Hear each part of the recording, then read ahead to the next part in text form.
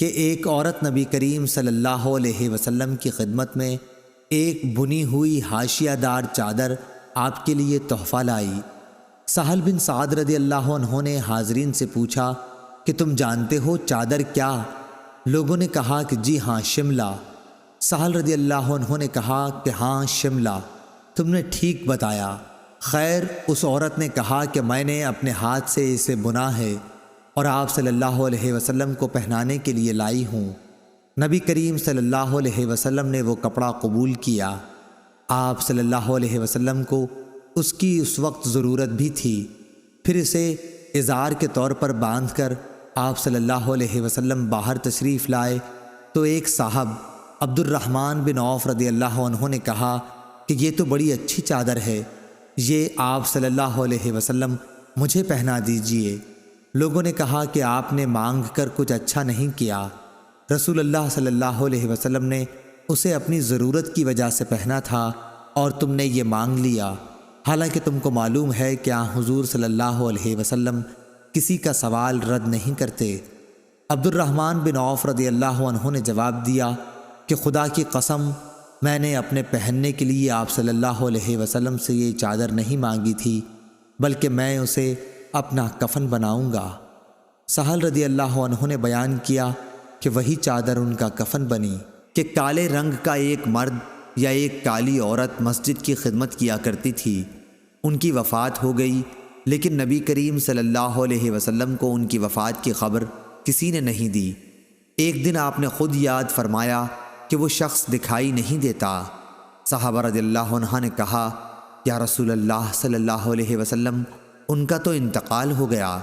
آپ صلی اللہ علیہ وسلم نے فرمایا کہ پھر تم نے مجھے خبر کیوں نہیں دی؟ صحابہ نے عرض کیا کہ یہ وجوہ تھی، اس لیے آپ کو تکلیف نہیں دی گئی۔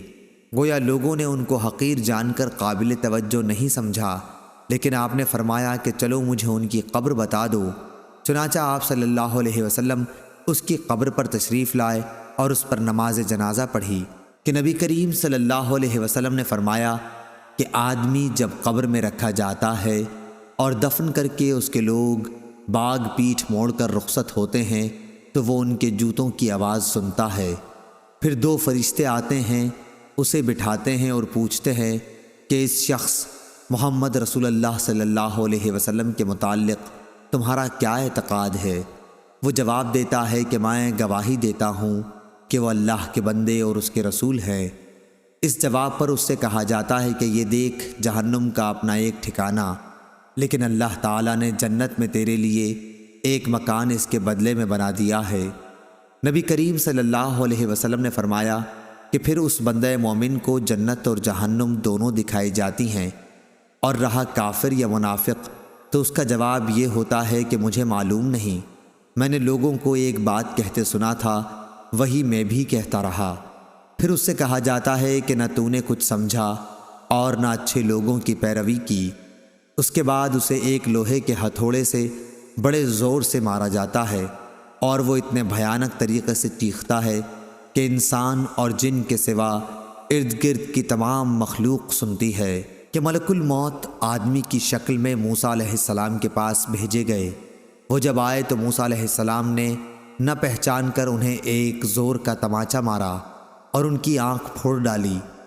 وہ واپس اپنے رب کے حضور میں پہنچے اور عرض کیا کہ یا اللہ، تو نے مجھے ایسے بندے کی طرف بھیجا جو مرنا نہیں چاہتا۔ اللہ تعالیٰ نے ان کی آنکھ پہلے کی طرح کر دی اور کہا دوبارہ جا اور ان سے کہے کہ آپ اپنا ہاتھ ایک بیل کی پیٹھ پر رکھیے اور پیٹھ کے جتنے بال آپ کے ہاتھ تلے آ جائیں اور تمہیں ان کے ہر بال کے بدلے 1 سال کی زندگی دی جاتی ہے۔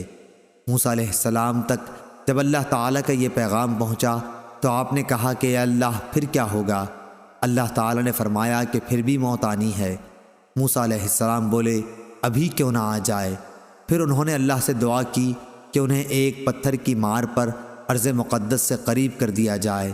ابو ہریرہ رضی اللہ عنہ نے بیان کیا کہ نبی کریم صلی اللہ علیہ وسلم نے فرمایا کہ اگر میں وہاں ہوتا تو تمہیں ان کی قبر دکھاتا کہ لال ٹیلے کے پاس راستے کے قریب ہے۔